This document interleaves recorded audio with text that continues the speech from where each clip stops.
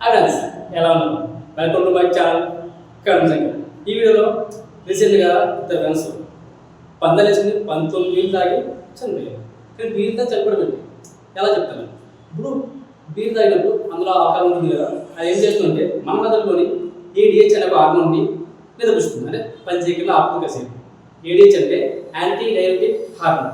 ఈ హార్మోన్ పని ఏంటంటే మన బాడీలోని వాటర్ని సేవ్ చేయడం, కానీ సరిగ్గా పని చేయకపోవడం వల్ల కిడ్నీలోని సిగ్నల్స్ సరిగ్గా అందక బీర్ తాగిన ప్రతిసారి కూడా వాటర్ని మోటార్ ద్వారా బయటకు పంప్ చేస్తారు, మీ డ్యూరింగ్ వాటర్. ఇప్పుడు మీరు సపోజ్ 200 ml బీర్ తాగాలనుకుంటుంది, మీ బాడీలోని 300 నుంచి 400 వరకు వాటర్ బయటకు వెళ్ళిపోతుంది. అంటే మనం తాగిన బీర్ కన్నా కూడా ఎక్కువ వాటర్ బయటకు వెళ్ళిపోతుంది. దీన్నే డిహైడ్రేషన్ అంటారు. దీన్ని చూసి మనం చాలామంది బీర్ తాగినా కిడ్నీలో మొత్తం క్లీన్ అయిపోతాయి, రాళ్ళు కరిగిపోతాయి, ఎందుకంటే ఇవి వెళ్ళిపోతాయి కదా అని చెప్పి అంటారు. నిజానికి అది అబద్ధం. ఏం జరుగుతుందంటే కిడ్నీలు పోవడానికి ఇది ఒక రీజన్ మనం.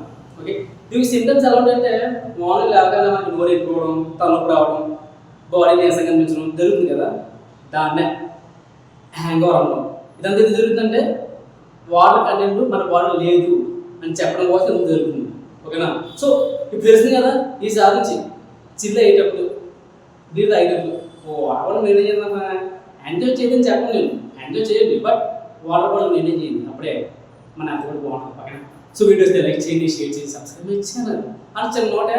అండ్ ఈ మధ్యన స్టార్ట్ చేశాను, ఎవరికైనా సరే చిన్న చిన్న వ్యాపారాలకి ఆన్లైన్లో గ్రో చేయాలనుకుంటే నేను డిస్క్రిప్షన్లో లింక్ ఇస్తాను, వెబ్సైట్ క్లిక్ చేయండి, ఆ సర్వీస్ని ఎంజాయ్ చేయండి. ఓకేనా? Bye, thank you.